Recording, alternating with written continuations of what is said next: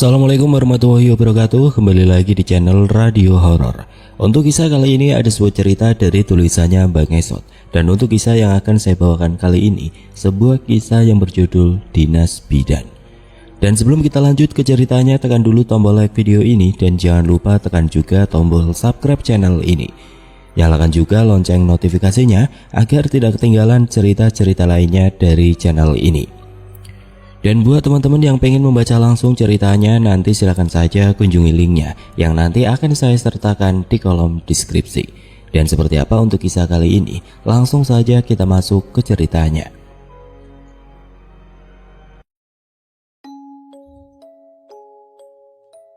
Sebelum menceritakan pengalamanku ini, aku minta maaf kalau ada kesamaan tempat atau nama toko.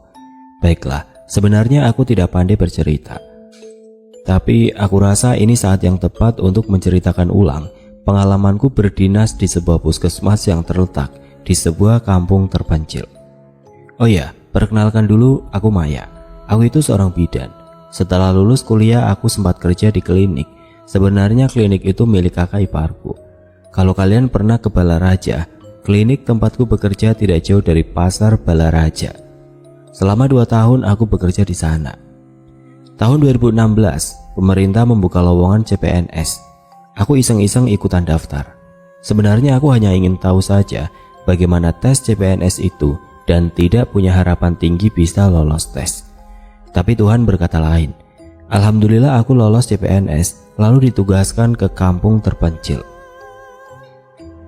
Nama kampungnya Mekarsari. Di sana ada puskesmas yang kekurangan tenaga bidan. Oh ya, bukan kekurangan, tapi tidak ada bidannya.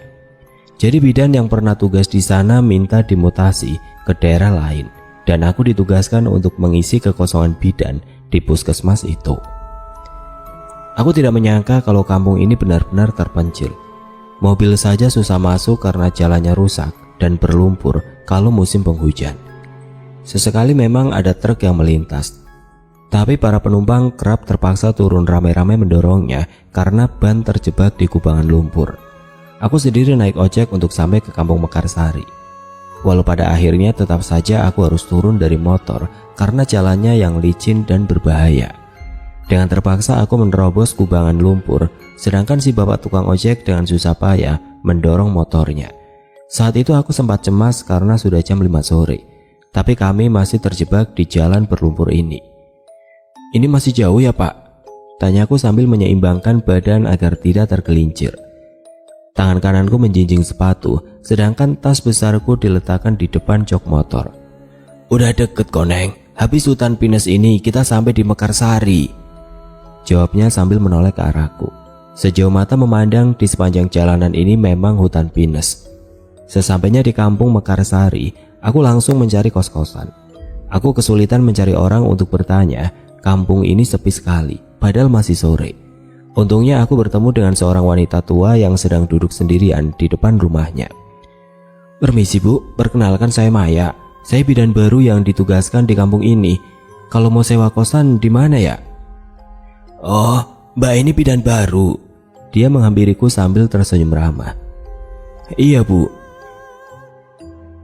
Kenalkan, saya Mina. Kalau Mbak cari kosan di kampung ini ya nggak ada. Tapi Mbak bisa sewa kamar di rumah warga. Nggak apa-apa, saya sewa kamar aja. Kira-kira siapa yang berkenan kamarnya saya sewa? Duh, kalau di rumah saya kamarnya terisi semua. Gimana kalau ke rumahnya Dinda, bidan yang dulu juga tinggal di rumah Dinda? Dinda? Tanyaku sambil mengerutkan dahi. Iya, dia itu cuma tinggal berdua sama neneknya. Siapa tahu Dinda mau sewakan kamar di rumahnya buat Mbak Maya. Boleh Bu, boleh minta tolong antarkan saya ke rumah Dinda kalau gitu. Dia pun mengantarku ke rumah Dinda. Aku tidak menyangka kalau Dinda ini ternyata masih muda. Umurnya baru 19 tahun. Dia anak yatim piatu dan sudah putus sekolah. Selama bertahun-tahun Dinda mengurus neneknya yang sudah sangat renta. Rumah Dinda cukup besar. Katanya rumah itu peninggalan orang tuanya. Ada 4 kamar dan hanya 2 yang diisi. Aku menyewa kamar bekas bidan yang pernah bertugas di kampung ini. Itu nenekku, namanya Mbok Iba. Dia udah gak bisa ngomong. Dinda membuka kamar neneknya. Dia memperkenalkan neneknya padaku. Kulihat wanita tua itu sedang duduk di tepi tempatnya tidur. Seluruh rambutnya putih semua. Dia mengenakan kain batik yang warnanya sudah pudar dan baju kebaya usang. Perlahan wanita itu mendongak ke arahku dan dia tersenyum. "Mbok, saya Maya yang mau sewa kamar di rumah ini," sapaku dari pintu kamar. Tentu saja dia tidak bisa menjawab, tapi aku yakin dia juga menyapaku dalam hatinya. Dinda menutup kembali pintu kamar neneknya. Engsel pintu itu mungkin sudah berkarat sehingga menimbulkan bunyi yang cukup nyaring saat ditutup. Dinda lalu membawaku ke kamar yang mau aku sewa. Walau temboknya usang dan retak, tapi kamar itu tampak bersih. Ada ranjang besi jadul dan kasur kapuk di sana. Ada juga lemari pakaian yang dilengkapi dengan cermin besar. "Ini kamarnya, Mbak. Semoga betah tinggal di sini," ucap Dinda. Dari tadi aku tidak melihatnya tersenyum sedikit pun. Mungkin Dinda orang yang pendiam. "Iya Dinda, terima kasih banyak udah mau terima aku di rumah kamu. Oh ya, aku punya sesuatu buat kamu." Segera aku buka tas besar yang aku bawa. "Ini buat kamu. Kamu suka coklat kan?" Dia mengangguk lalu mengambil coklat itu. "Terima kasih Mbak. Kalau ada apa-apa jangan sungkan panggil saya saja ya Mbak." "Iya Dinda." Malam itu selesai mandi, aku langsung tidur karena sangat lelah. Pintu kamar ku kunci rapat, lampunya ku matikan. Hari yang sangat melelahkan. Aku harus istirahat karena besok sudah mulai bertugas di puskesmas. Aku bangun jam 5 pagi. Ternyata Dinda sudah tidak ada di rumah. Dinda pernah cerita kalau dia belakangan ini bekerja sebagai pemetik jagung. Perkebunan jagung memang menjadi salah satu sumber mata pencarian warga kampung Mekarsari. Selesai sholat subuh, aku langsung mandi. Namun sebelum beranjak ke kamar mandi, tidak sengaja kulihat pintu kamar Mbok Iba terbuka sedikit. Aku mendekati pintu itu untuk mencari tahu apakah Mbok Iba sudah bangun atau belum. "Mbok, sudah bangun?" Kudorong pintu kamar itu sedikit, lalu melongokkan kepala. Mbok Iba ternyata sudah bangun. Dia duduk di tepi tempat tidurnya sambil menunduk. "Sudah nak," jawabnya dengan suara yang serak kering. "Oh ya, sudah kalau begitu Mbok, saya mau mandi dulu ya," kataku sambil tersenyum. Dia tidak menoleh kepadaku dan terus menunduk. Aku pergi ke kamar mandi. Air di kampung ini sangat dingin. Mungkin karena lokasi kampung ini dekat dengan pegunungan, saking dinginnya tubuhku seketika menggigil. Saat sedang mandi, tiba-tiba ada seseorang memanggilku. Aku kenal itu suara Mbok Iba. "Nah, ini handuknya," kata Mbok Iba dengan suara yang masih terdengar serak dan kering. "Oh iya Mbok, wah jangan repot-repot, aku udah bawa handuk kok Mbok," timpalku dari dalam kamar mandi. Kudengar dia malah terkekeh lalu berkata, "Pakai handuk Mbok saja." Gayung yang kupegang seketika jatuh. Aku baru ingat kalau Mbok Iba ini kan sudah tidak bisa berbicara. Aku seketika terdiam. Suaraku tercekat di tenggorokan.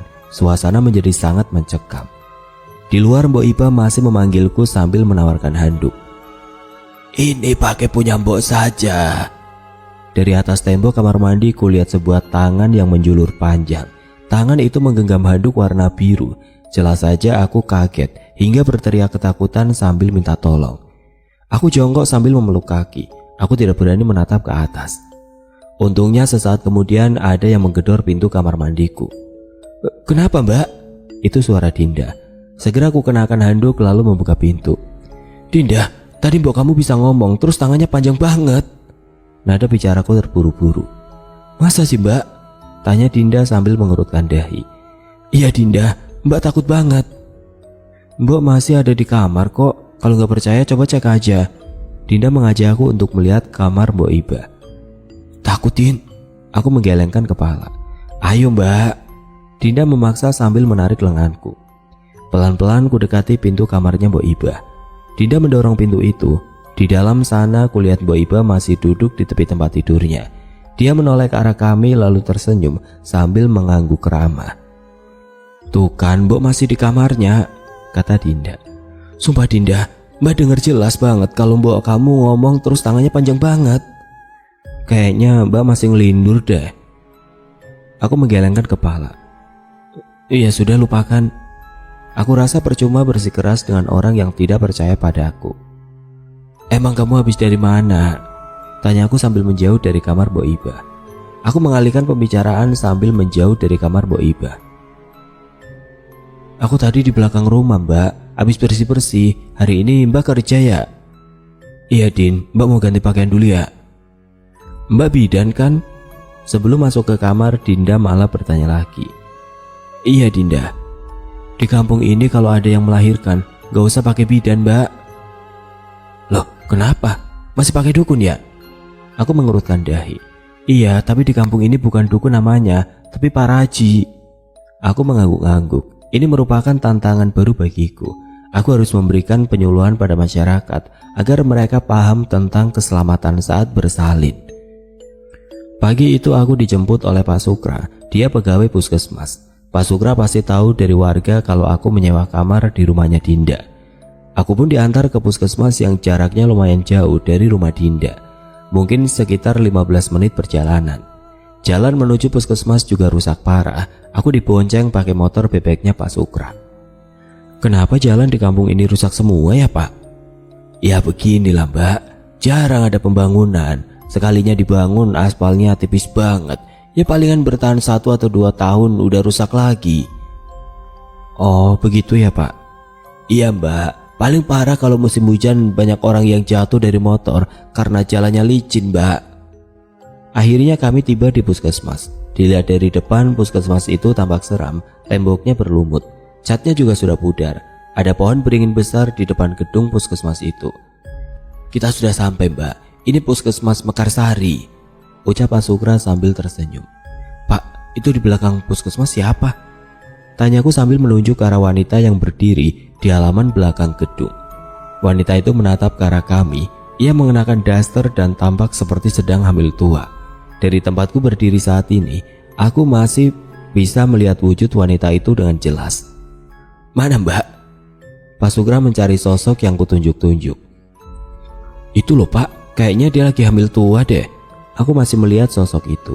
Anehnya Pak Sukra tidak melihatnya, padahal jelas-jelas wanita itu masih berdiri di halaman belakang puskesmas sambil menatap kami. Siapa wanita itu? Saat aku dan Pak Sukra menghampiri wanita itu, kulihat dia lari begitu saja dan masuk ke semak-semak. Namun sekali lagi Pak Sukra sama sekali tidak dapat melihat keberadaan wanita itu. Aku tidak habis pikir kenapa banyak sekali keanehan yang ku alami hari ini. Sayang saya, jangan melamun mbak. Demit mudah mengelabui kita kalau kita sering melamun. Begitu kata Pak Sukra. Iya pak, aku mengangguk. Kami pun masuk ke puskesmas. Sesekali aku masih menoleh ke belakang, mencari keberadaan si wanita hamil. Hari pertama kerja di puskesmas Mekarsari sangat membosankan.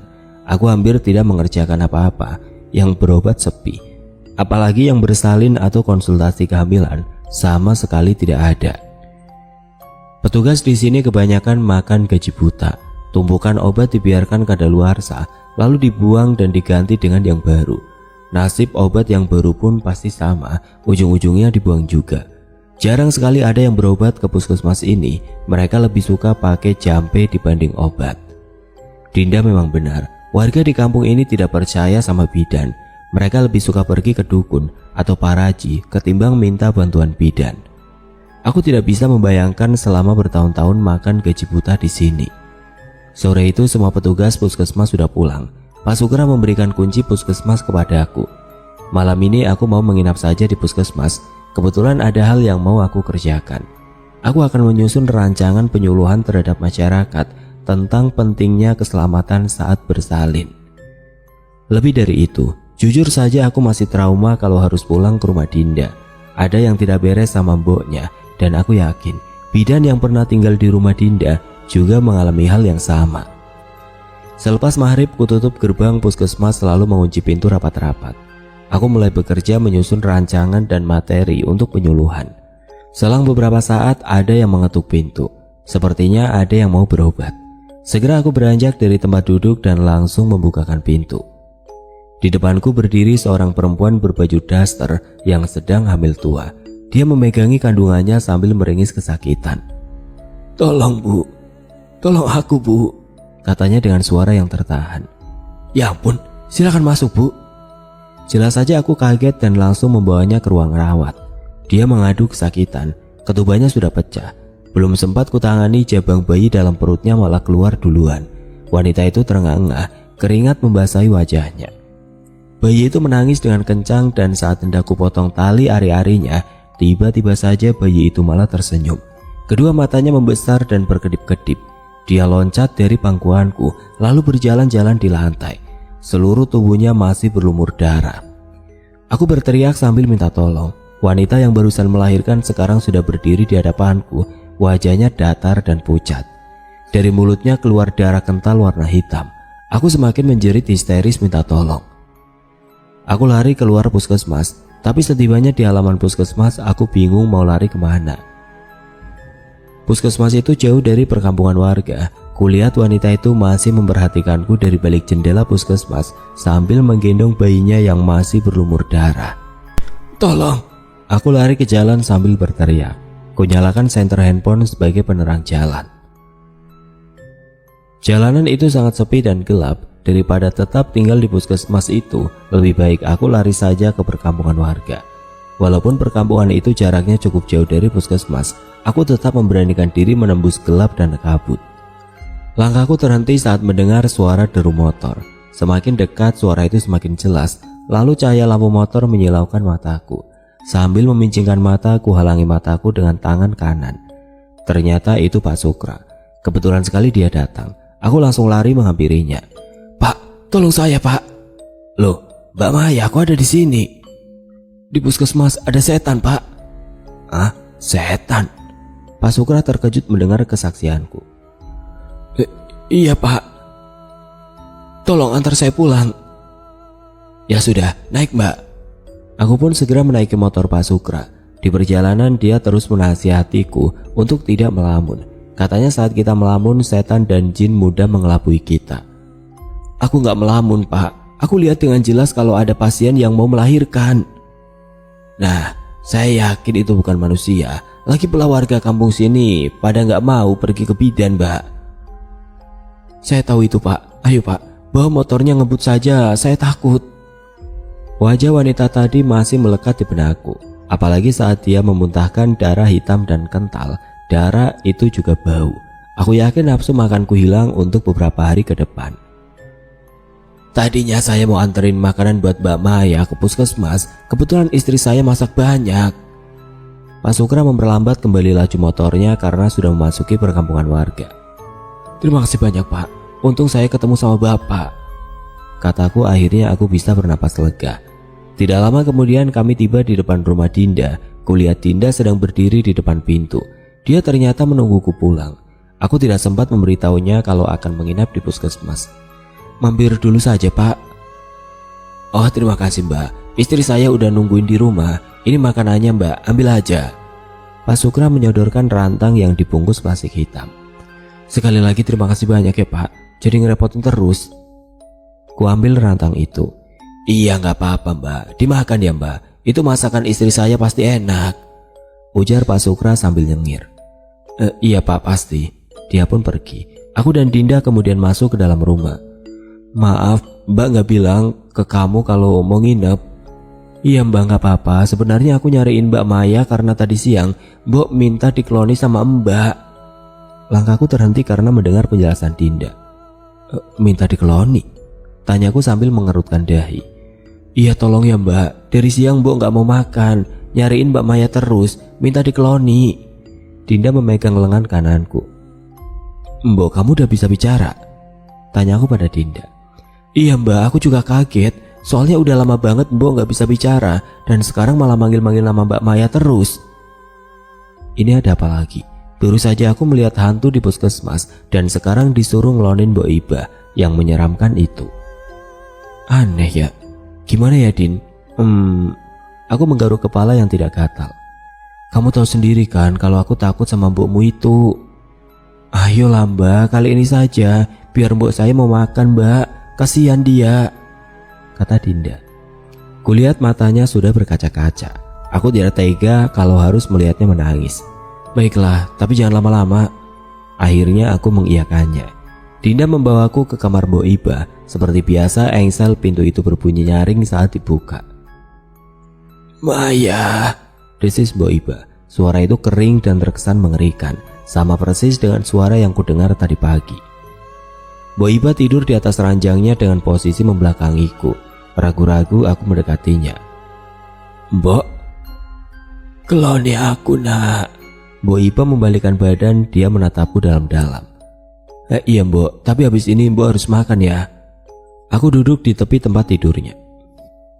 Aku berbaring di samping Mbok Iba. Bantal yang kutiduri bau minyak jelantah. Setauku orang-orang tua dulu memang gemar memakai minyak jelantah untuk rambutnya. Mbok Iba lalu membelakangiku. Perlahan kupeluk tubuhnya yang kurus dan ringkih. Tubuh itu tinggal tulang dan kulit. Aku dapat merasakan benjolan-benjolan tulang di tubuhnya. Dinda malah keluar lalu menutup pintu kamar. Dinda, mau kemana? Tanyaku sambil bangkit dari tempat tidur. Jujur saja aku takut kalau harus berduaan di kamar dengan Mbok Iba. Dinda, aku terus memanggilnya. Dan saat menoleh kembali ke Mbok Iba, posisi tidurnya berubah. Sekarang ia terlentang. Kedua matanya melotot dan mulutnya menganga. Mbok, kusentuh lehernya. Tidak ada denyut nadi di sana. Mbok, kusentuh juga dada kirinya. Tidak ada detak jantung di sana. Dia meninggal entah kenapa. Kejadian ini membuatku panik dan langsung lari keluar kamar mencari Dinda. Kenapa mbak? Dinda muncul dari dapur, dia memegang semangkuk bubur. Mbokmu meninggal. Seketika saja mangkuk berisi bubur yang sedang ia pegang terjatuh. Bubur itu berhamburan di lantai. Ya ampun, mbok. Dia lari ke kamar Mbok Iba dan langsung memeluk neneknya itu. Dinda menangis sejadi-jadinya sambil terus mengelus kepala mboknya. Jangan tinggalin aku, mbok.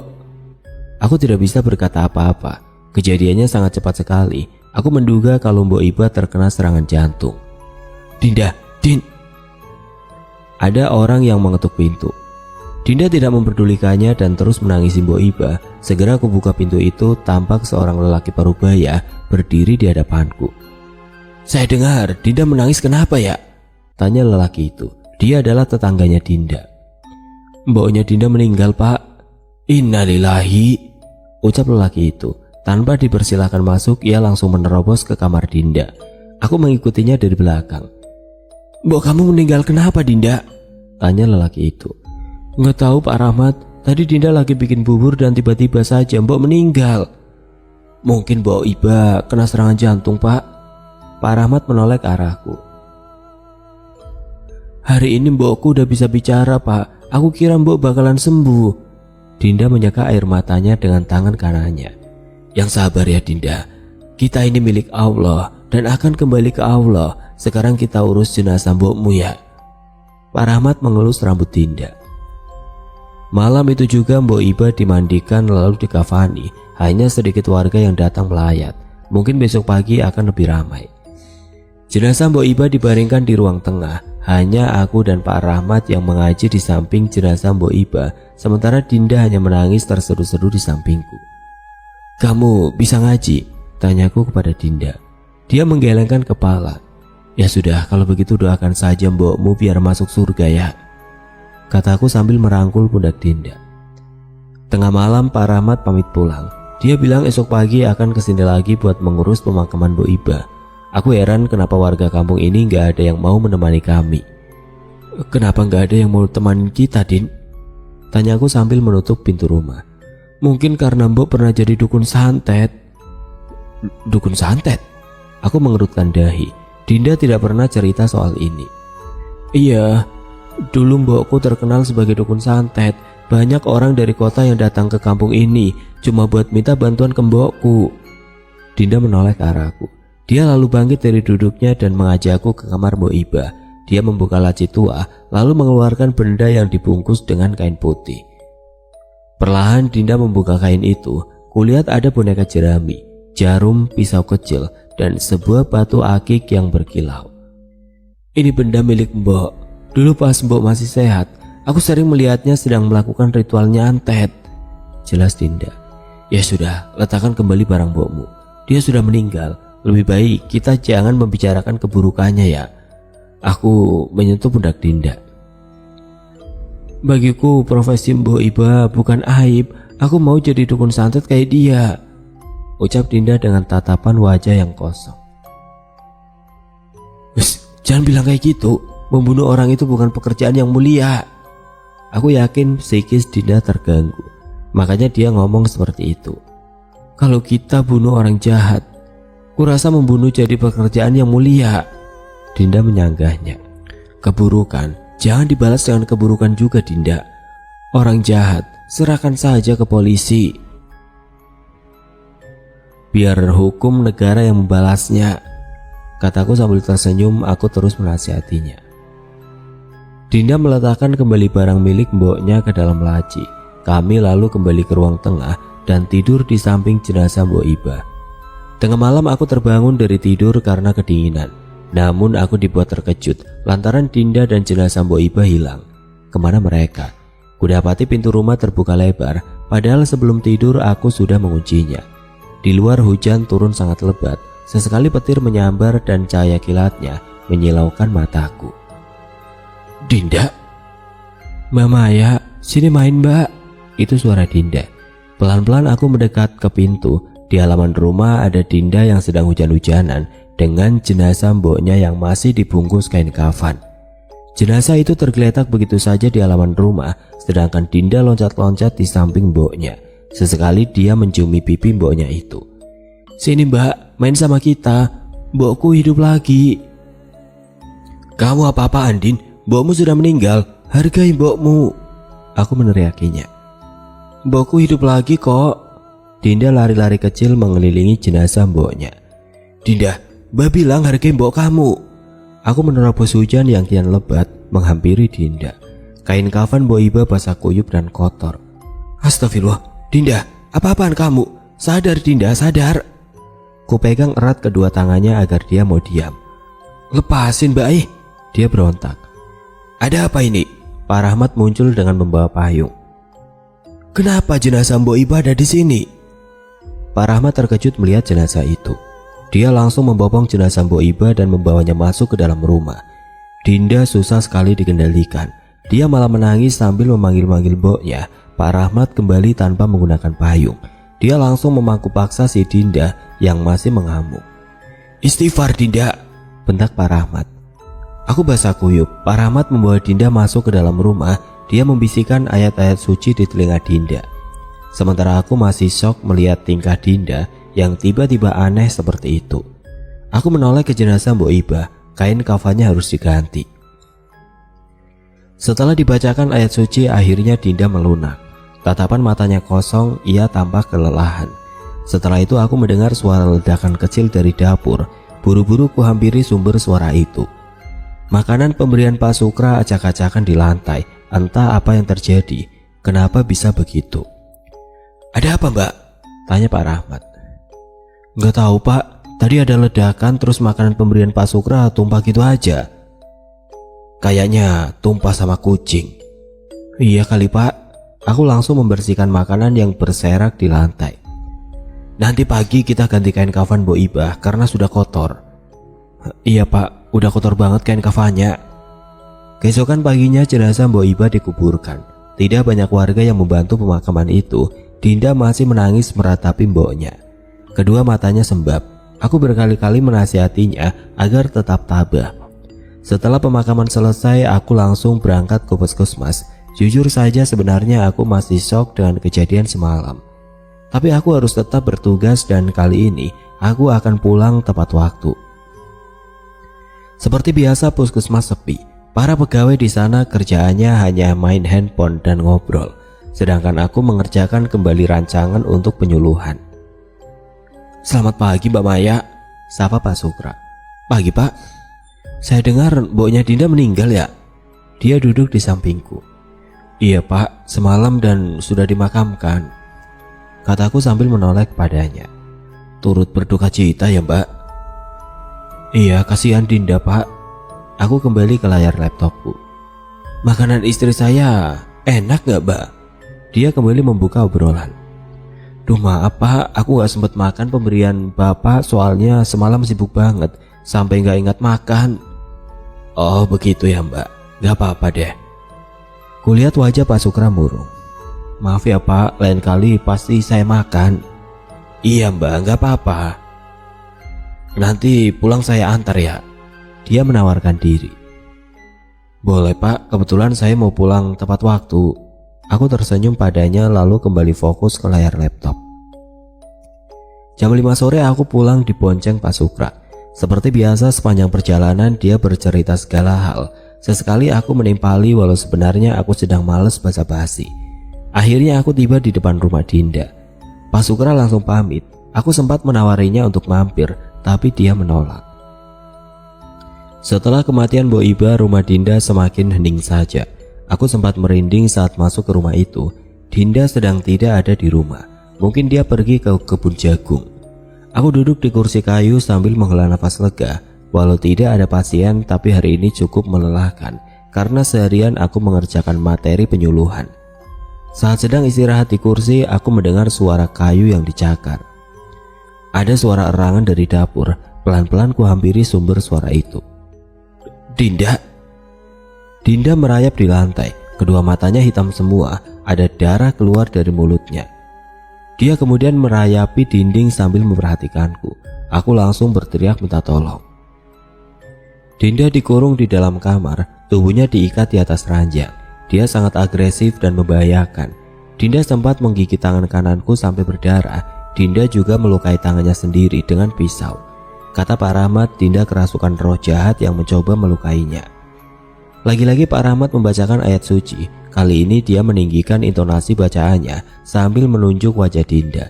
Kedua mata Dinda melotot saat dibacakan ayat kursi. Anehnya, dia malah tertawa sambil menirukan bacaan Pak Rahmat. Aku lebih pintar darimu, bentak Dinda sambil mendelik ke wajah Pak Rahmat. Siapa kamu? Keluar sekarang juga dari tubuh anak ini, atau kumusnahkan kau dengan ayat-ayat Allah. Aku Mbok Iba. Allah, kau jin memang suka memfitnah orang yang sudah meninggal. Pak Rahmat kembali membacakan ayat suci. Tampak Dinda tertawa-tawa sambil meracau tidak jelas. Aku akan menyesatkan kalian semua agar kalian jauh dari Tuhan, kata Dinda dengan wajah menengadah ke langit-langit. Urat lehernya terlihat jelas. Ia mengerang seperti kesakitan. Keluar kau, bentak Pak Rahmat sambil mengusap wajah Dinda. Tubuh Dinda yang tadinya mengamuk kini mulai lunak. Lalu dia pingsan begitu saja. Aku membuka tali yang mengikat tubuhnya. Kasihan takutnya dia kesulitan bernapas. Aku juga membenarkan posisi bantalnya dan menyelimuti tubuhnya. Tengah malam saat aku sedang tidur pulas, ada seseorang mengetuk pintu kamar.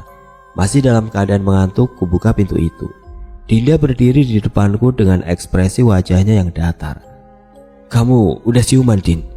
Tanyaku sambil memincingkan mata. Mbokku pulang, Mbak. Ah, mbokmu pulang? Mendengar pertanyaannya membuatku kaget setengah mati. Iya, dia di luar, Mbak.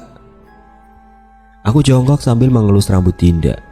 Dinda, mbokmu sudah tenang di surga. Dia nggak akan... Aku belum sempat menyelesaikan ucapanku, tiba-tiba ada yang menggedor-gedor pintu rumah. Itu Mbok, mukanya serem banget, Mbak. Perlahan aku mendekat ke pintu. Semakin lama pintu itu terdengar seperti digedor dengan paksa, seperti ada orang yang sedang marah-marah. Anehnya saat ku intip dari balik jendela tidak ada siapa-siapa di luar. Mana nggak ada? Di atas. Ada cairan hitam menetes di kepalaku.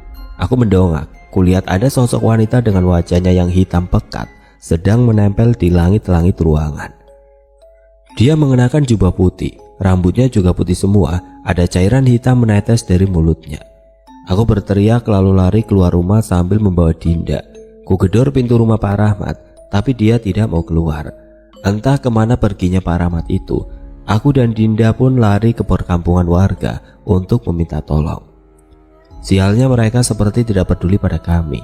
Ada beberapa rumah yang menyalakan lampunya lalu mengintip kami dari balik jendela. Tapi mereka tidak mau keluar dan mematikan kembali lampu. Aku menangis di tengah perkampungan. Dinda berdiri di hadapanku.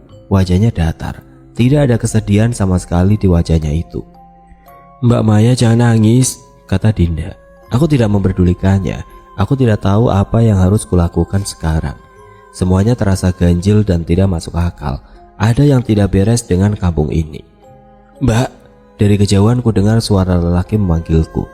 Aku sangat mengenali suara itu. Tidak salah lagi, itu adalah Pak Sukra. Kenapa Mbak Maya ada di sini? Aku menceritakan kejadian itu padanya. Pak Sukra pun menawarkanku untuk tinggal di rumahnya. Aku dan Dinda pun menerima tawaran itu. Untuk beberapa hari ini kami akan tinggal di rumah Pak Sukra. Tidak ada salahnya menerima tawaran lelaki itu. Lagi pula dia sudah punya istri, jadi tidak akan ada warga yang berpikir macam-macam. Rumah Pak Sukra terbilang sederhana. Rumah itu tidak sebesar rumah Dinda. Baru saja tiba di rumah itu, Bu Jumi, istri Pak Sukra, langsung menyambut kami dengan ramah. Ia tampak seperti ibu-ibu biasa yang sering kulihat. Badannya gemuk, kulitnya sawo matang, dan dia mengenakan daster. "Mari silakan masuk, Mbak," kata Bu Jumi mempersilahkan. Ia lalu melangkah ke dapur dan kembali dengan membawa sekaleng rengginang. Bu Jumi ini orang yang murah senyum. Setiap kalimat yang diucapkannya pasti diiringi dengan senyuman. Tidak lama kemudian Pak Sukra muncul dari dapur. Dia membawa 2 gelas sirup jeruk dan menyuguhkannya kepada kami. "Ini buat Dinda biar lebih tenang. Ayo diminum." Pak Sukra mengambil gelas di hadapanku lalu menyodorkannya kepada Dinda. Dinda kemudian meminum sirup jeruk itu. "Enak kan?" tanya Bu Jumi. Namun Dinda diam saja. Ia tidak menanggapi Bu Jumi. "Nah, yang ini buat Mbak Maya." Pak Sukra meraih gelas satunya lagi di hadapanku. "Iya Pak, terima kasih," timpalku sambil tersenyum. Sirup itu terasa segar sekali. Aku meminumnya sampai habis setengah, setengahnya sekali teguk. "Gimana, enak kan sirupnya?" "Enak Pak," jawabku sambil mengangguk. "Kalau rumah itu ada hantunya, untuk sementara Mbak Maya dan Dinda boleh kok tinggal di sini dulu ya. Ya kan, Ma?" kata Pak Sukra sambil menoleh kepada istrinya. "Iya, boleh banget. Kebetulan masih ada kamar yang kosong," timbal Bu Jumi. "Saya ucapkan terima kasih banyak sudah menolong kami, Pak. Semenjak Mbok Iba meninggal, rumah itu jadi angker. Kemarin saja Dinda kesurupan," kataku sambil menampakkan wajah cemas. "Nanti saya bantu buat usir hantu itu. Kebetulan saya punya kenalan yang bisa mengusir hantu," ujar Pak Sukra sambil menatapku. Aku mengangguk. Dinda dari tadi hanya diam sambil menatap Pak Sukra dengan tatapan datar. "Kamu baik-baik saja kan?" tanya Pak Sukra kepada Dinda. Dinda tidak menjawab apapun. "Mungkin Dinda masih sedih kehilangan Mboknya," aku mengusap kepala Dinda. "Ya sudah, semoga kamu bisa cepat mengikhlaskan kepergian Mbokmu ya," kata Bu Jumi. Kami lalu diantar ke kamar oleh Bu Jumi. Di dalam kamar itu hanya ada satu tempat tidur yang hanya muat untuk 1 orang. Pak Sukra lalu datang dengan membawakan kasur tambahan. Dia meletakkan kasur itu di bawah ranjang. "Kamu tidur di ranjang ya, biar Mbak yang di bawah," kataku kepada Dinda. Entah kenapa malam itu aku tidak bisa tidur. Tiba-tiba aku terbayang wajah Pak Sukra. Bayangan itu tidak mau pergi sehingga membuat mataku susah terpejam. Di luar sayup-sayup ku dengar suara Pak Sukra seperti sedang bergumam membaca mantra-mantra. Aku juga mencium bau kemenyan malam itu. "Mbak Maya," Pak Sukra memanggilku dari balik pintu kamar. "Iya Pak." Seperti ada yang mengendalikan tubuhku, aku menghampiri Pak Sukra. Dia berdiri di depan pintu sambil tersenyum. Dia mengelus rambutku lalu menyentuh pipi kananku. "Maukah kamu menjadi istri keduaku?" Aku pun mengangguk, benar-benar seperti ada yang mengendalikanku. Aku tidak mau menceritakan apa yang selanjutnya terjadi malam itu. Semuanya seakan tidak terkendali, rumit dan susah dijelaskan dengan akal sehat. Pak Sukra ingin mengawiniku. Dulu aku tidak pernah percaya dengan kebenaran ilmu pelet. Tapi semenjak kejadian malam itu, aku yakin kalau Pak Sukra mencekokiku dengan ilmu pelet. Paginya aku dan Dinda langsung pamit pulang tanpa menceritakan apapun kepada Bu Jumi. Aku sendiri masih dalam kebingungan. Entah antara sadar atau tidak, wajah Pak Sukra masih sedikit terbayang-bayang. Rasanya aku ingin selalu berada di dekat Pak Sukra. Namun di sisi lain aku merasa bersalah kepada Bu Jumi. Kejadian malam itu benar-benar di luar nalarku. Pagi ini aku tidak masuk kerja karena tiba-tiba badanku demam tinggi. Aku juga sudah minum obat, tapi demamku tidak kunjung reda. Sekarang tubuhku malah menggigil. Wajahku tampak pucat saat kulihat di cermin. Kantung mataku juga mendadak hitam. Segera aku benamkan diri di atas kasur. Semakin lama tubuhku malah menggigil. "Dinda!" Dengan suara serak ku panggil Dinda.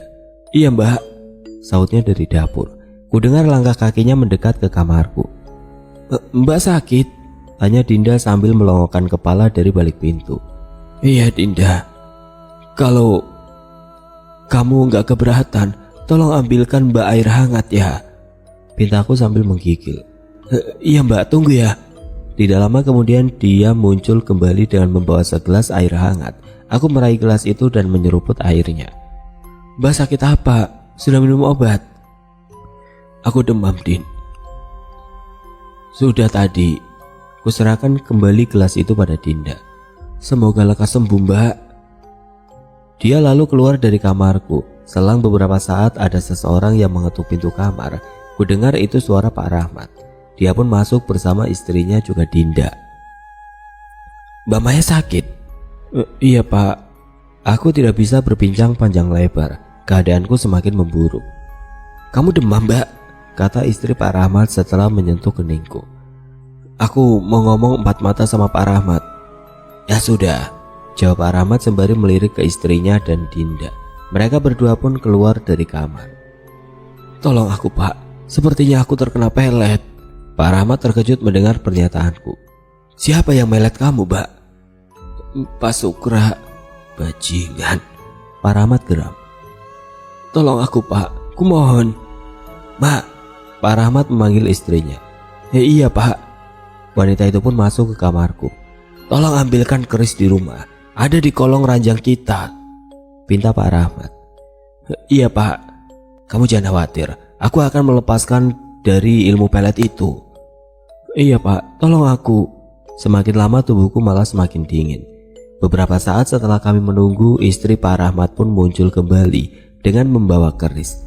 Ia menyerangnya kepada Pak Rahmat.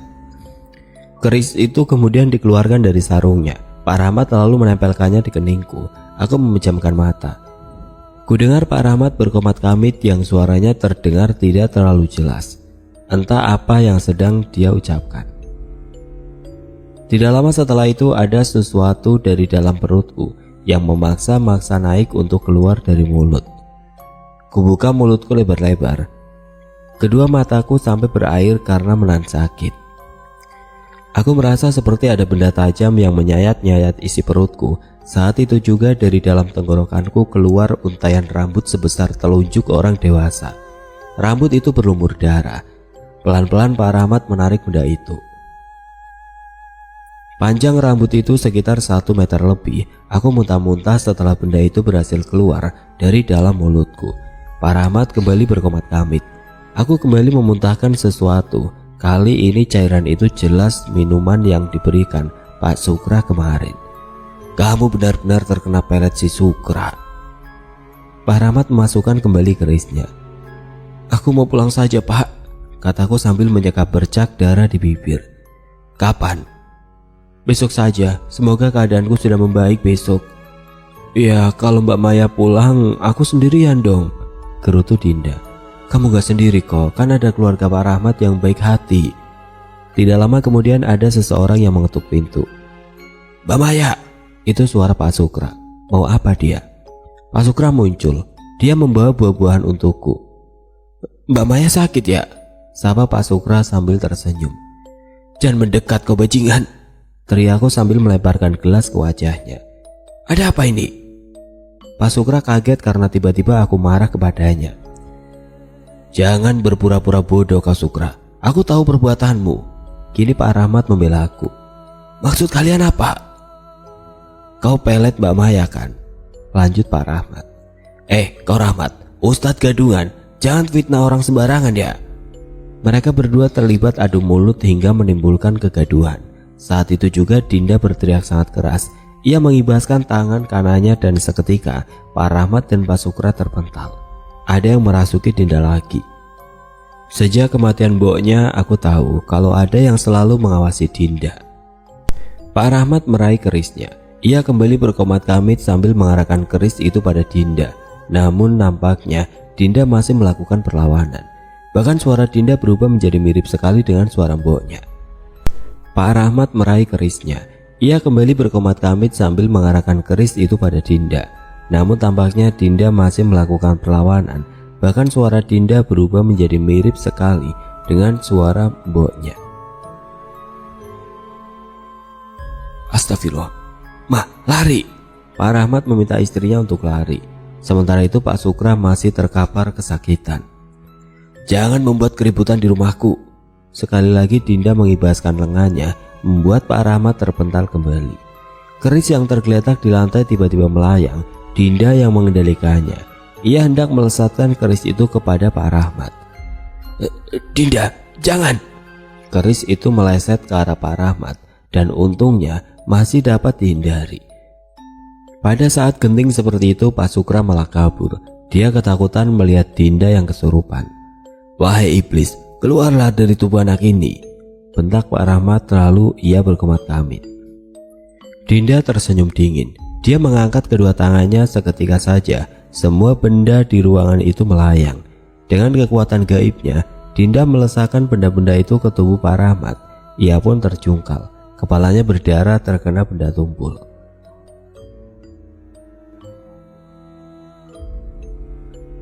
"Dinda, cukup!" Dia menoleh ke arahku. Kedua bola matanya hitam pekat. Dia lalu berteriak sangat kencang, membuat telingaku berdengung. Pak Rahmat bangkit kembali. Dia merogoh sesuatu dari kantong celananya. Itu sebuah jimat yang terbuat dari kayu.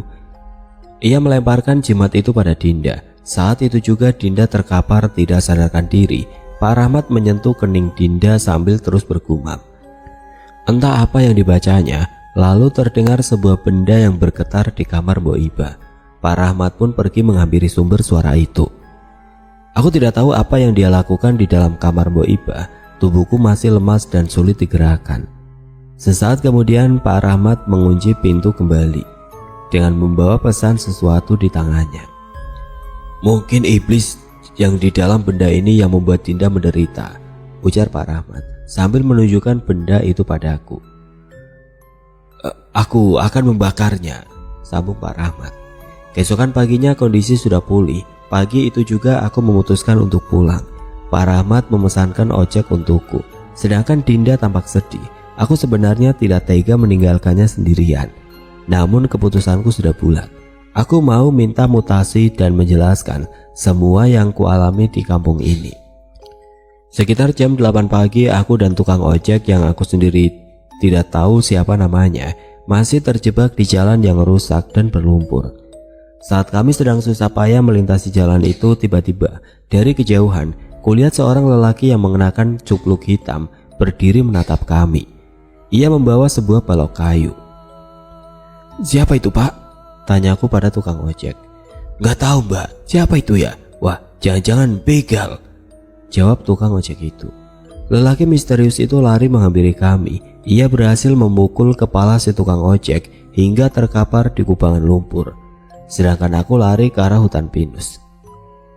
Lelaki itu mengejarku. Aku menangis sambil berteriak minta tolong. Semakin masuk ke dalam hutan pinus, suasana semakin remang karena cahayanya matahari terhalang oleh rindangnya pepohonan. Sesekali aku menoleh ke arah belakang. Lelaki itu sudah membuka cupluknya. Dia ternyata Pak Sukra. Aku terus berteriak sambil lari sekuat tenaga. Tidak lama kemudian sebuah balok kayu menghantam kaki kananku. Aku pun terjatuh tepat di bawah akar pohon. Pak Sukra mendekatiku. Kulihat wajah mesum itu sangat bernafsu denganku. "Maya, sekarang tidak ada yang bisa menghalangiku." "Bangsat kau, akan kulaporkan kau ke polisi," bentakku sambil meludahinya. Pak Sukra membuka bajunya. Dia lalu merangkulku, tapi aku mengamuk. Dia berusaha melucuti pakaianku. Sialnya dia berhasil membukanya. Aku tidak bisa melawan cengkramannya. Kali ini aku benar-benar pasrah. Dan saat ia sedang mencium wajahku, tiba-tiba saja Pak Sukra tersentak. Dia mengerang dan berteriak seperti menahan sakit.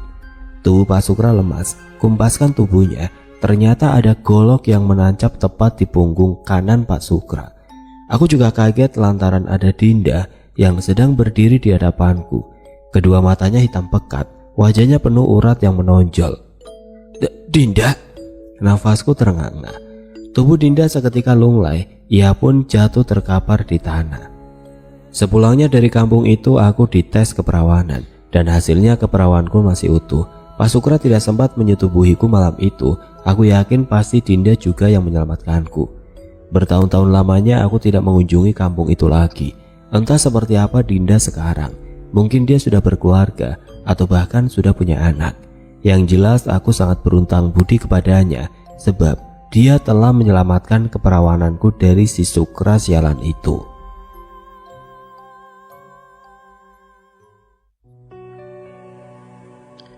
Oke teman-teman, sekian untuk kisah kali ini. Bagaimana menurut kalian tentang kisah ini?